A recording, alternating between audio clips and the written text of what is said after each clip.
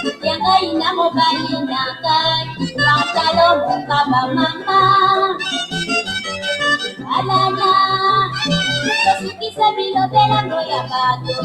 Ikwela yanga ina sheki, sukalili kama. Yebati, suka seko tingama Yanga ina mobali nakai, pantalo mukaba mama. Alana, kasukisa bilobela ngoya bato. Ikwela yanga ina sheri, sukalili kama.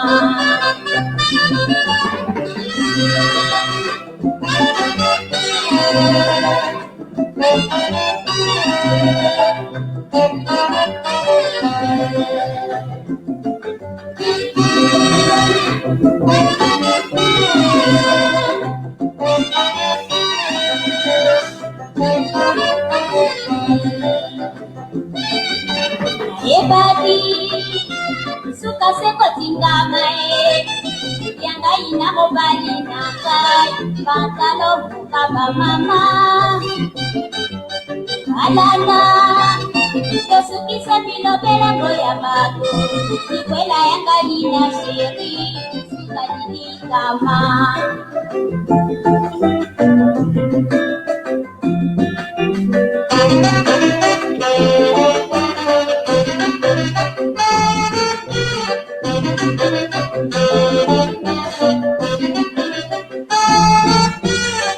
Oh, ganga ya oh, na ebi kombo ya pandate. Oh, ya ganga ya oh, ibala ko ya kumbandate.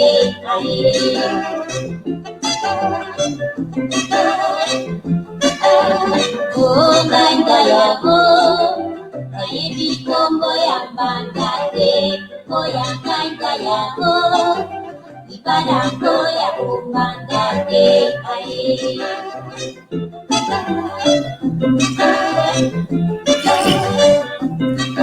Ibala ya kai na mobali na kai mamae. Na pika kala kolo koko na piko. Katonga kai mama katikala na sonyo. Kakanda kai mama katikala likumpiko. Oh, ganga ya oh, na ebi kombo ya pandate. Oh, ya ganga ya oh, ibala ko ya pandate.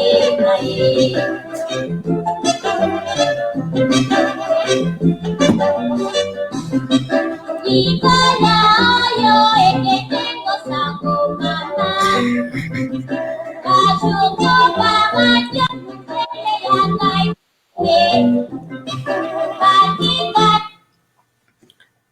Hi, Jerome. How are you? Good. How are you, Patrick? Hi, nice to see you. Good to see you too. Yeah. Sorry, I had some problems with the internet. Oh, okay, no problem. Yeah. Yeah, no worries. So, maybe first I'd like to introduce the topic we are going to discuss Sure. for our viewers. Yeah, we are basically going to have a COVID-19 perspective. Okay.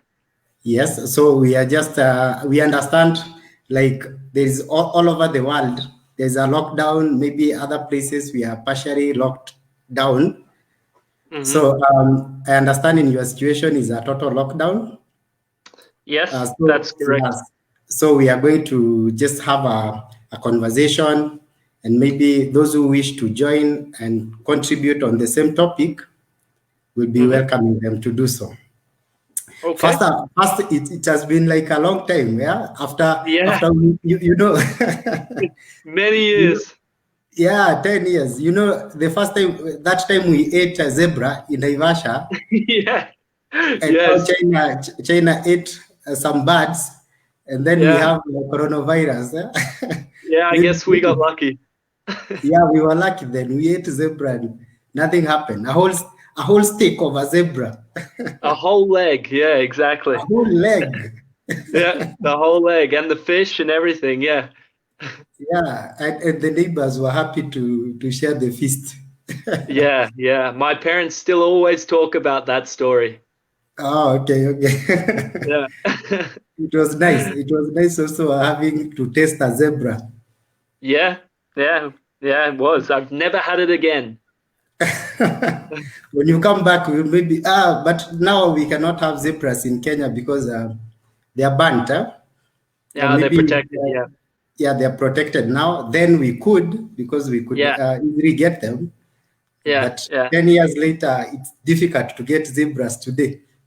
yeah. Well, if they're protected, that's good. They're a very Yeah, beautiful animal. yeah, good.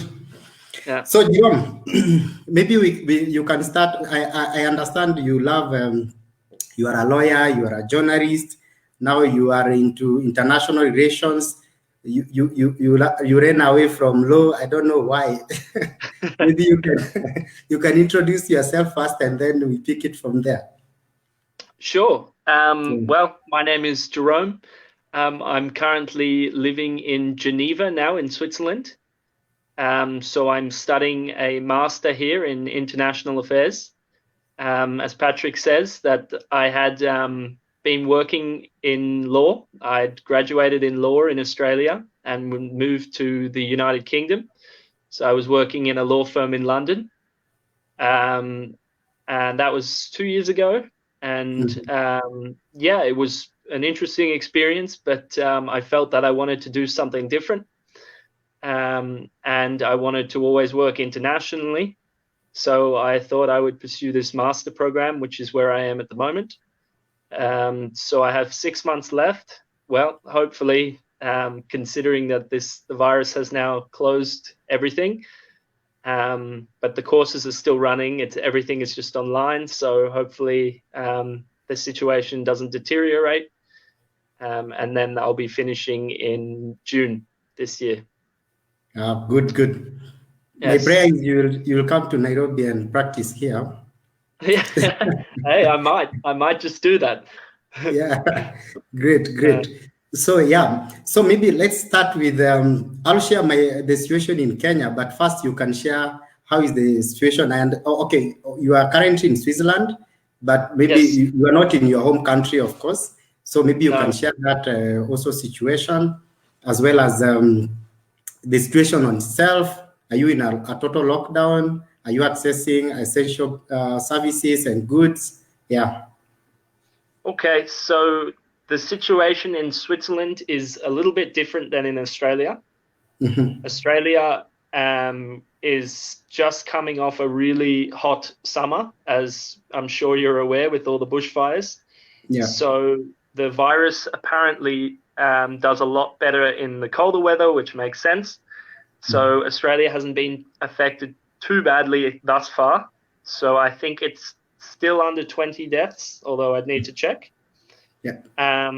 And that means that in Australia, the lockdowns have now started, but they're only started this week. Mhm. So from yesterday, I believe. And basically, there's been quite a lot of indecision with the government, who hasn't really has been really slow to respond, and which meant that the states really had to step in and do their own part, which means that now all the states have closed their borders. The federal government has given some instructions which have been quite contradictory, and some of them quite strange. So there's been, for example, you can go outside to do shopping, and certain facilities were left open as necessary, but some of them, like a hairdresser, for example, was considered necessary. So a lot of those stayed open, which was probably not the best idea. Um, and yeah, so it really is, it's changing very rapidly in Australia. The situation seems to be getting more and more severe. So the measures are getting more and more severe. But yeah, there were a couple silly steps that were taken along the way, which really set back any effort to control the virus. While here in Switzerland, there is also it's almost a complete ban on movement. So you can still go into the streets, you can still walk and go to the shops, for example, but it's not recommended, and most people aren't doing this. Okay. So Good. if I look into the streets and things, it's pretty empty. The shops, I went to the shops a couple of days ago to get some food, and it was pretty empty. There's limits on how many people are allowed in. Everything is, you have disinfectant the minute you walk in. Everything is tightly controlled. You get a number. If there are too many people in the store, they have to wait outside in a line. So it's very controlled, it's very ordered, and the situation seems to be relatively under control in Switzerland.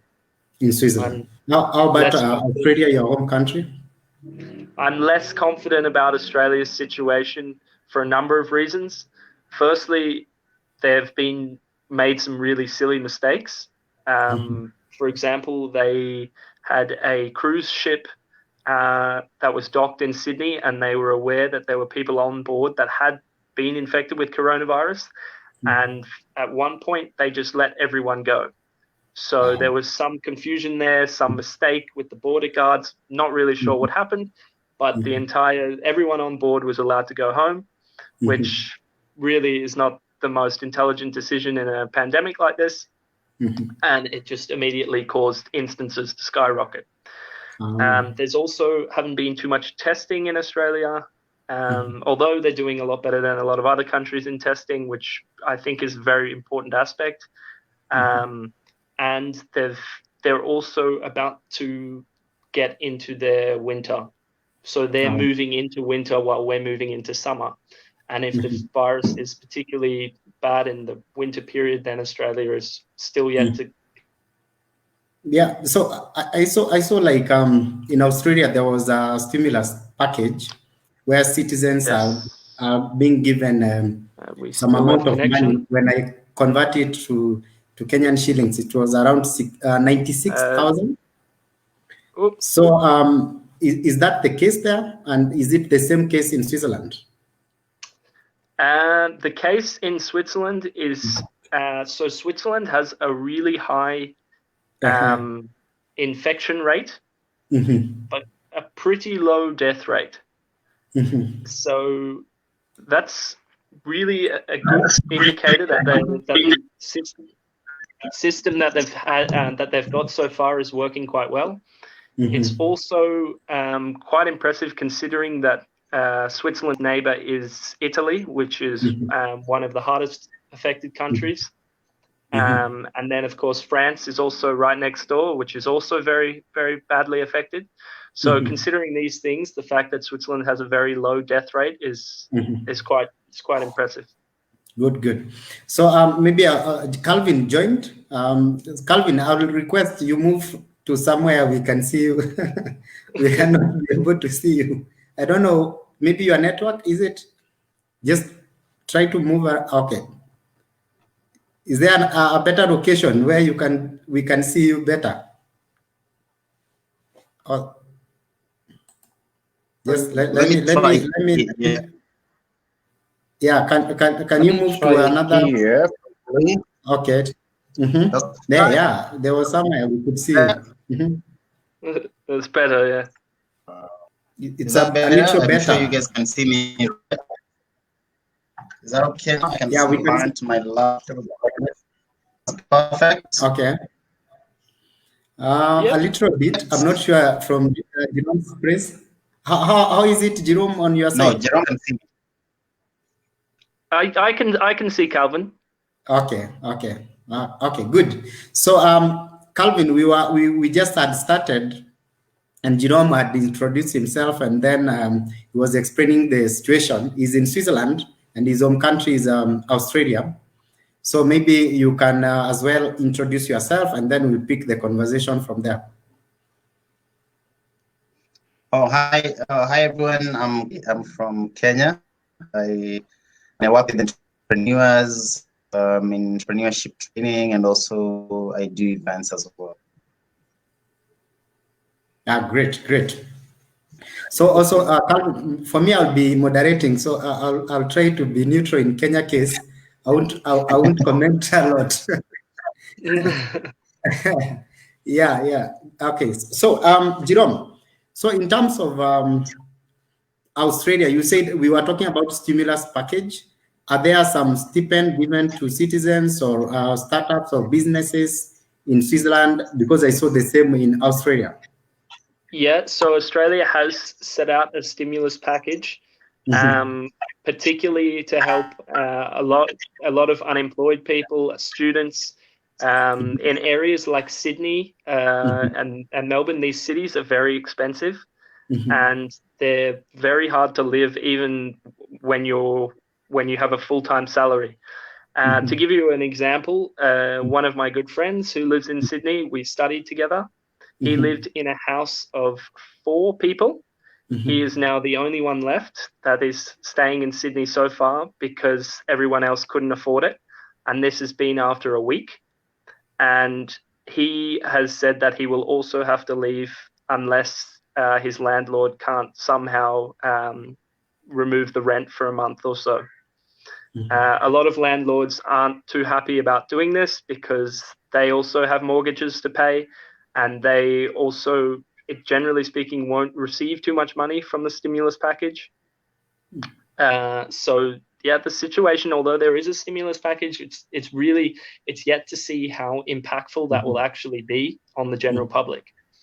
Okay. Switzerland, as far as I'm aware, I haven't heard anything about a stimulus package. The government has said that they would offer for certain cases monetary compensation, but I think that's still in the process of being decided how that will actually occur. They were speaking last week, I believe, about possibly bringing in the military to keep the streets empty and to sort of take over the roles of certain things. But that also hasn't occurred yet. Okay. Interesting. So I'll want maybe Calvin now to come. Calvin, can you, since you are an entrepreneur and of course very passionate about startups and businesses in Kenya, can you explain to us what a stimulus package can do to businesses if it was to happen in Kenya? Just as Jerome has said, I know it's quite for companies, for governments to give us for any countries. Regardless of maybe developed countries countries like Switzerland, or even looking at countries like Australia that will giving an example. Those countries are really, really doing well, and developed countries, but I don't think that government can actually give stimulants, because there's a lot of money that they need probably to put per business and all that. The same case with Kenya as well. I don't think that the government is going to really touch the government. Maybe for manufacturing companies, like big companies that are doing manufacturing, but they might not actually be able to give anything to startups. And if you can see what government has done so far, kind of be able to pass on interest rates, so they've been able to lower interest rates, slightly lower income, not really income tax, but probably it's called turnover tax, to actually lower that slightly a bit. They've been able to the banks to actually be able to give them lower the interest rates, and because they've also lowered the reserve rate for the bank as well in the central bank. So I think those are some of the measures the government can attract more in terms of borrowing and all that, but the government cannot put that into themselves because they cannot be able to actually do anything to mostly startups. We have so many startups who they survive like $50,000 to maybe $30,000, so they cannot be able to do much. Okay, great. So maybe also a clarification that, Jerome, you said Australia is giving some package to citizens, not necessarily startups, is it? Yeah, not necessarily to startups. It's to all different kinds of people. Students, I know a lot of students who are receiving certain monetary amounts of money from the government. But as Calvin mentioned, I think there's a difference here between, say, the resources that Australia can pull and the one that Kenya can pull, and where it's important to allocate those resources. And the situations are going to be very different, even from Switzerland to Australia. Oh, good. So, so I want us to discuss about the future of science and research, especially now that COVID-19 is something that has caught us off guard. No one was prepared. No country was prepared. Are we? Maybe I'll start with Calvin. Are we doing a lot in research, especially when it comes to healthcare? Yeah, I mean, I can say that. I mean, I'm going to talk on a little bit of my perspective because I'm not an expert in that field, and I mean, being an entrepreneur, definitely, and also working a lot with startups, and also passionate about health. Health. I can say that I mean, government is doing pretty well in terms of medical. But in Africa, has always been more, or research has always been more agricultural based. Research in terms of bio, things like biomedicine or something like that, or genetic resources invest in that particular area because we don't really see the necessity right now as a country to be able to invest a lot. Let's say those students who are studying those kind of topics, they will actually go abroad for maybe their masters or their PhD that are research. I mean, in right now, research has been more tropical diseases, so like malaria. A lot of research has gone to a lot of bio research or genetic kind of thing and all that. And so that's the reason why we, as a country, we can just borrow a lot from other countries in terms of now even what we're facing the virus. Yeah. Okay. So I think not so much is being done in that area because it's not like a lot of priority. Okay. So I would like to maybe comment. If you just want to join in, you just click the link. Someone is saying it's difficult to join. I don't know. So Jerome, yes. Because your interest is into international affairs, do you think going forward, are we going to improve our research in medical health as well as maybe just basically the future of medicine? Look, Patrick, I hope so. I mean, if this virus isn't a wake-up call, then I really don't know what is. The international community has had plenty of time to prepare for such an event. I mean, we've had pandemics like this in the past, and to assume that we would no longer get affected by these is, I think it's a little arrogant of us to actually think that.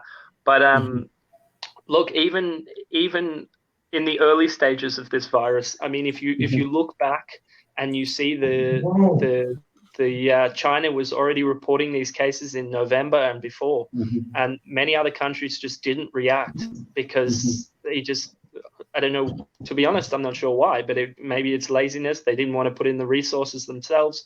They thought it was just an internal issue with China.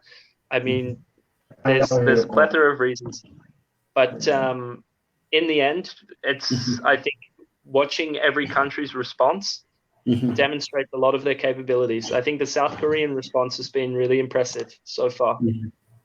Great.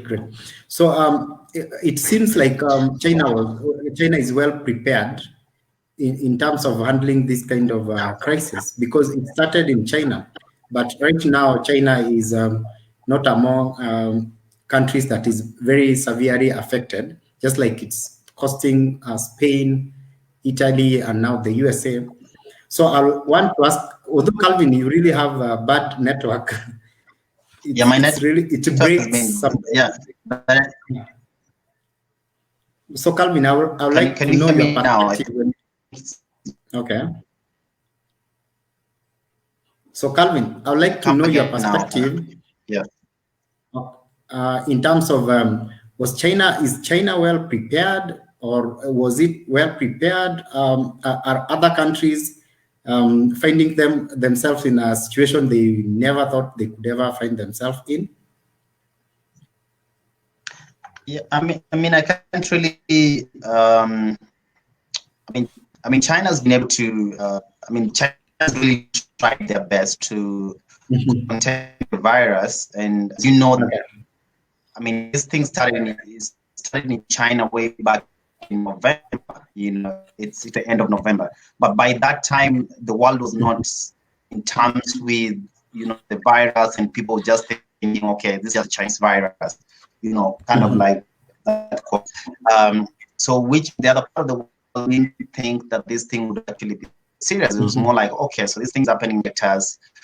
We don't really need to be concerned or something like that. So they didn't really do much in terms of thinking that this is something that can be able to solve number one challenge. Number two is that China in the past have had such kind of experiences. They've had severe flus. They've been able to have that kind of experience. So which means when this thing came, they actually took it seriousness, and that's the reason why we could see China build an hospital in 1 week. And so because of their past experience in terms of dealing with this kind of drastic pandemics, they actually were more prepared, and they were able to come up with strict regulations. They were able to have lockdown. It could be seen anywhere. They were able to we get almost the entire city of Wuhan. So I see that they were really, really prepared in that. And so for other countries, they really didn't know, like, okay, let's get our people out of China and all that kind of stuff. But then it just caught up with them, and they still don't have an idea. I mean, they've been doing what is right now, finding the antidote for this. But I mean, these countries have to now really, really work hard. And if you look at what is happening in Italy right now, and especially it affected the north, and which most of the Chinese are the ones who work in these leather companies and all that, they just came back from holiday. So that's when we saw the numbers start going up, because it really affected these other people and lives there. So these countries were actually they were not fully prepared.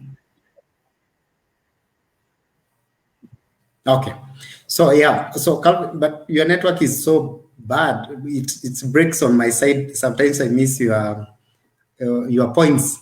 But I want to mention there is people are trying to log in, and it's difficult using. It's not difficult, guys. You just log in using the link. Just click on the link, use it with your Facebook, and then you come live. So maybe first I'd like to bring Stacy. Stacy, she's a journalist, so she can give us a perspective.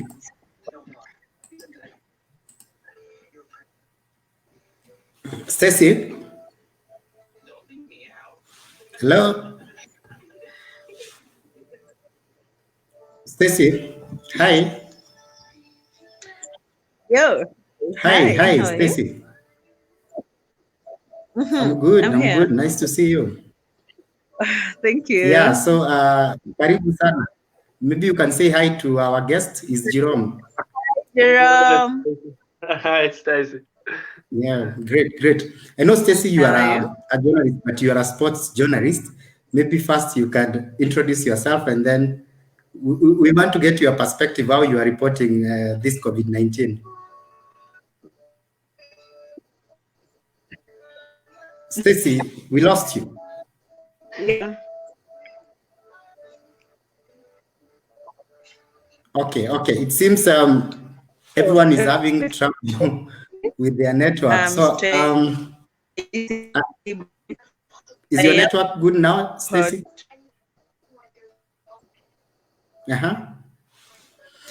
Okay, so I'd like us to move forward. Maybe now, Jerome. Stacy, your network is breaking. I don't know why. Okay, continue. Yes. Stacy, we can hear you. Sure. Stacy. All right. So yeah, I'm getting you now. We hear you. Okay. Are you good now? Yes, I am good.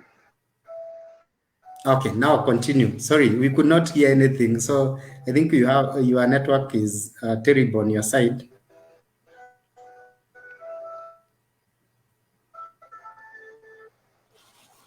All right.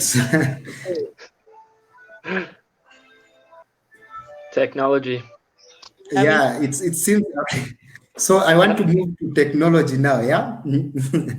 So Calvin, can you hear? Can you be able to hear on your side? Yeah. Yes, I can hear you guys. Can you hear me? Oh yeah, yeah. I can. Yeah. Yeah. So anyway, I don't know. The technology is trying to fail us. I don't know why. So first, I was saying, Stacy, introduce yourself to viewers, and then we push it from there. Okay. Yeah. As I said, I am Stacy Bosibori.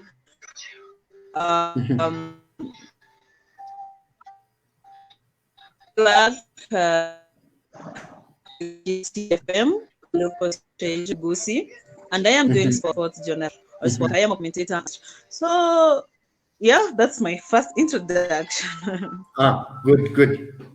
So Kisi, I'm not sure. Are there COVID-19 cases in Kisi? Right now, no, it's not confirmed yet, and thank God, we hope it stands still. So okay. So I see many guys are joining, so I don't know if the studio will be full or what happens. As long as we can hear each other, I'm okay, yeah? Okay. So Wekesa, Eric, how are you?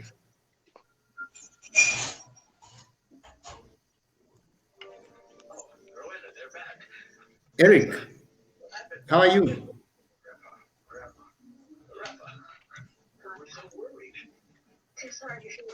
All right, so guys, I want us to talk about technology. Now that technology is failing us, Yes. Are we investing enough? Okay, Calvin, I want your thoughts in this because I think you are more on this one. Are we investing a lot into? Are we putting a lot of funds to innovation in terms of healthcare?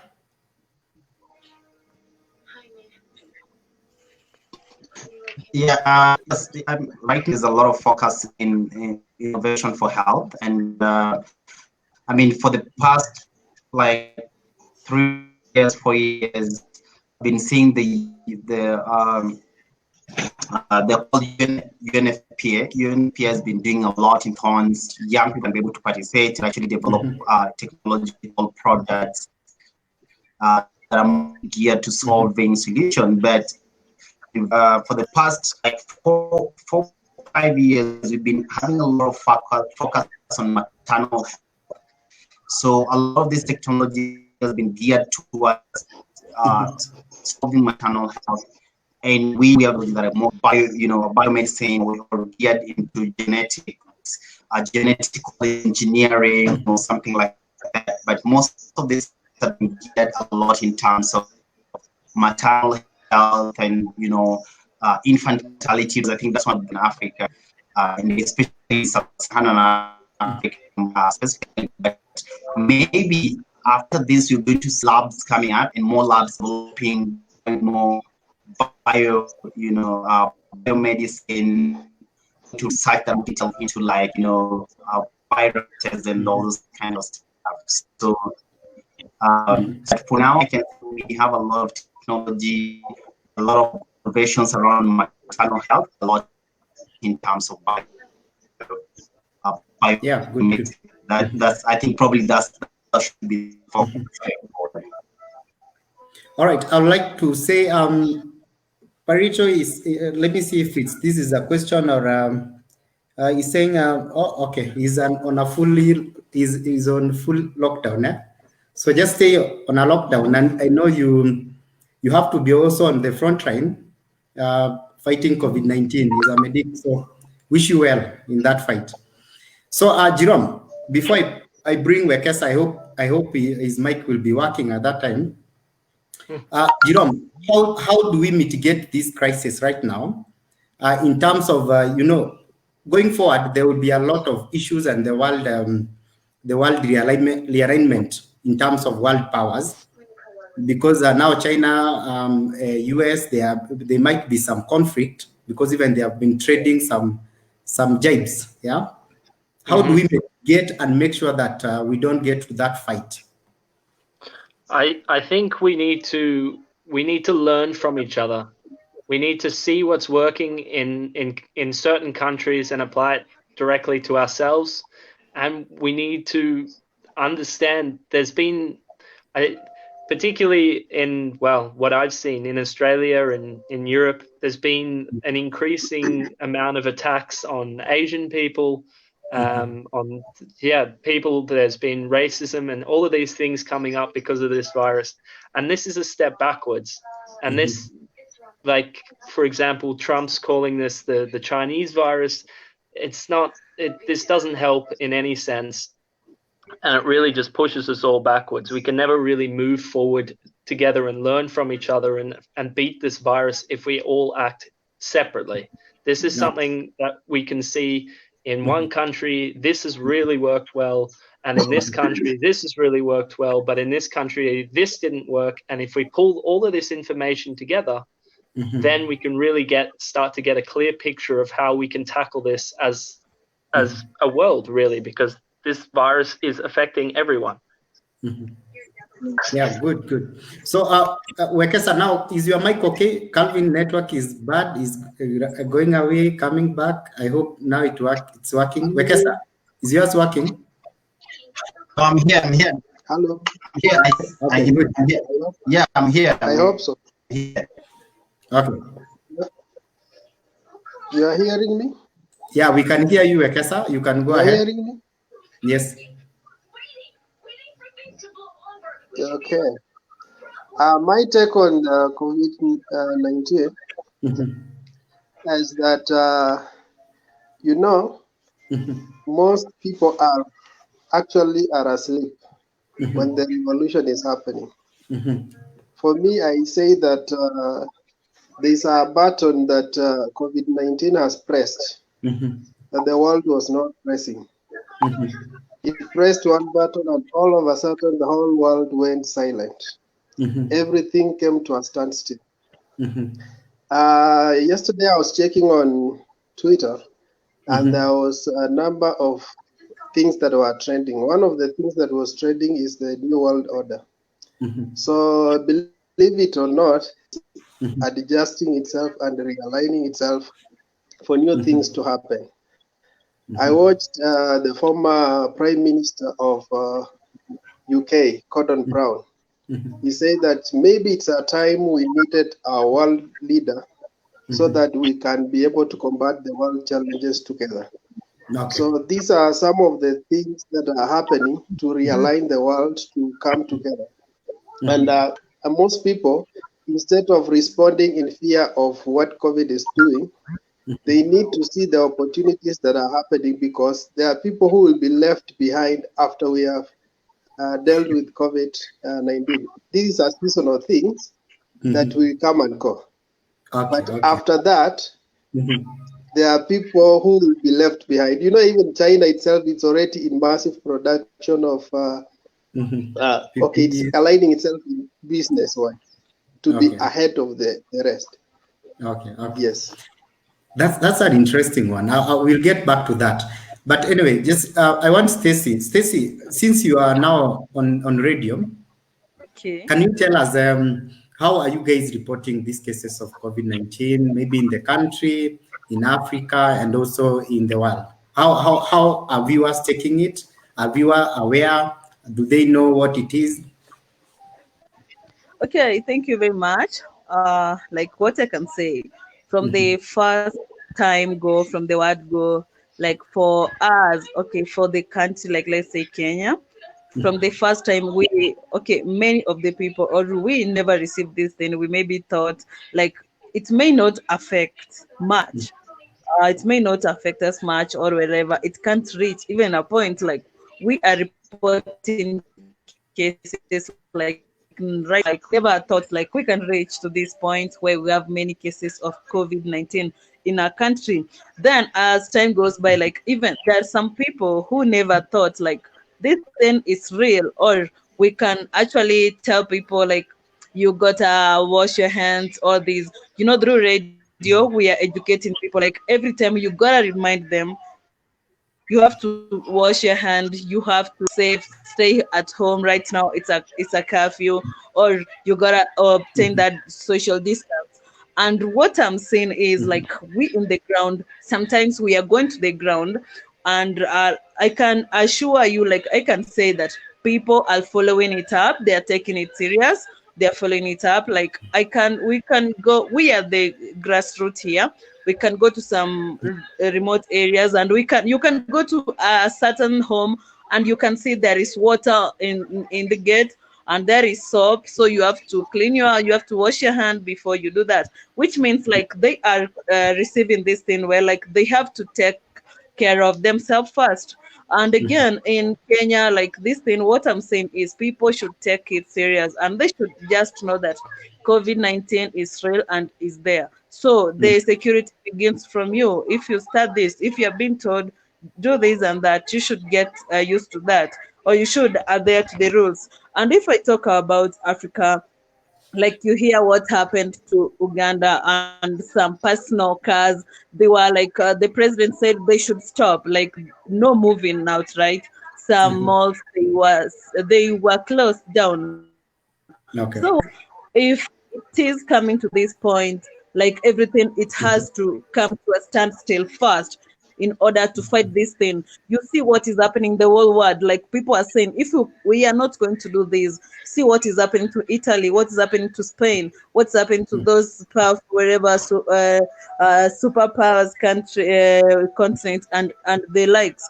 So what is happening, like we never knew that this thing has come, it is going to reach, or it was going to reach to this point.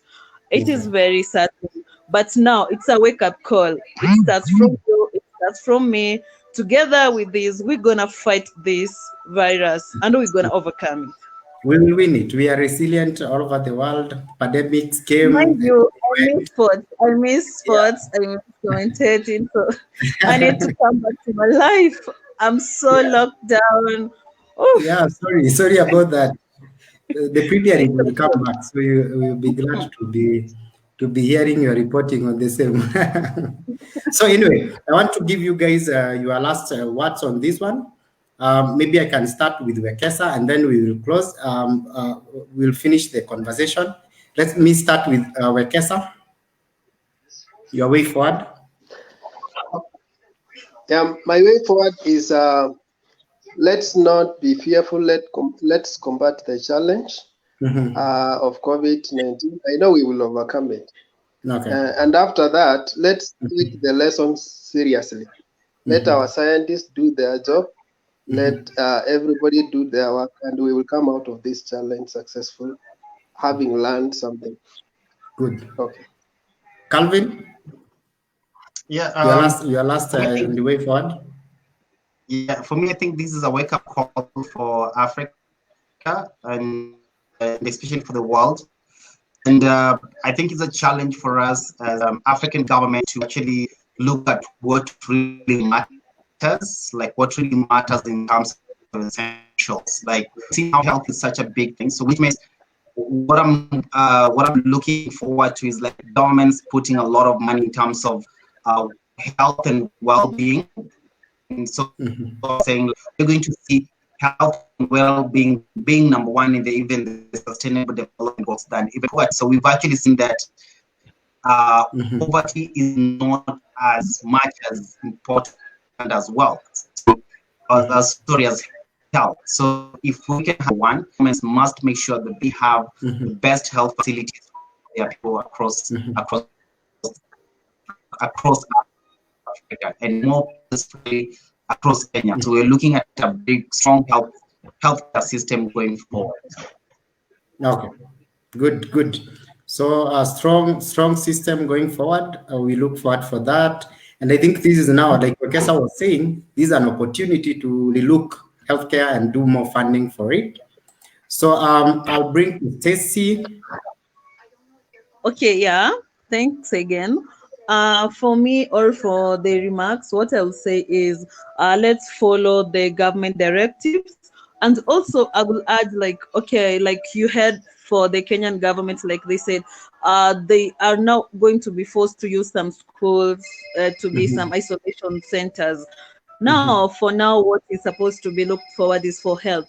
What is going to happen? Like, those isolation centers should be fully equipped and have and be of good, and they should be also be available in wherever in any cases. So, because for now you can't know what is going to happen.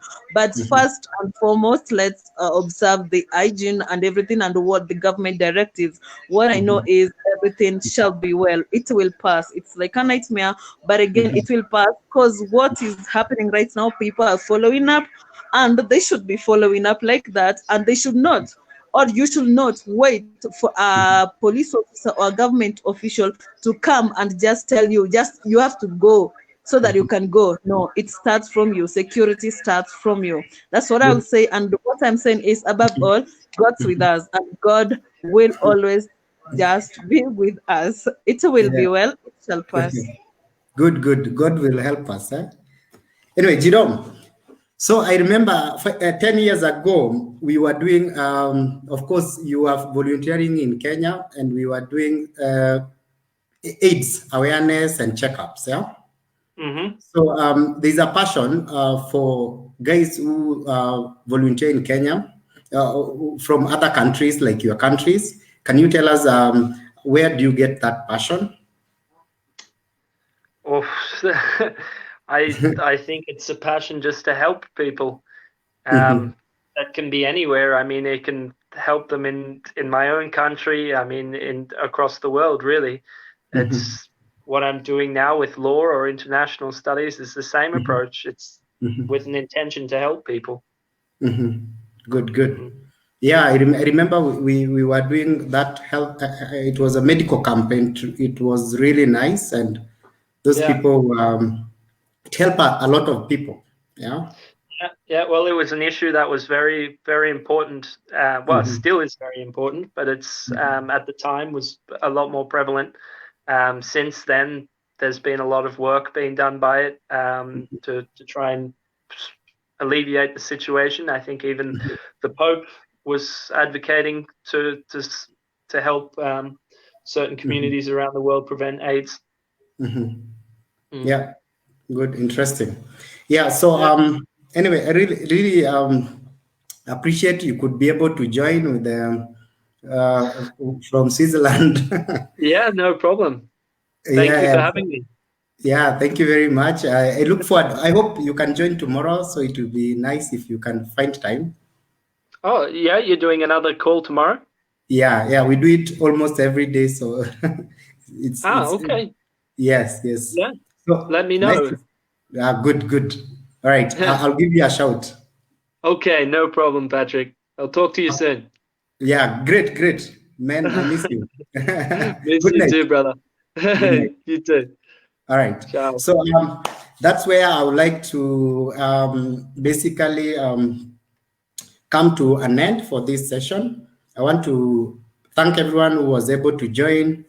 COVID-19 is unfolding perspective, so it's not something that we can say like we can talk about it today and then tomorrow we cannot talk about it, because every day there's new dimension on the same. So we really look forward that our medical professionals around the world will be doing an amazing job in making sure that everyone in each country is going to be safe and alive. So I want to wish you all good night. So I'll see you tomorrow again. Thank you very much for everyone who joined. See you tomorrow. Thank you. Okay.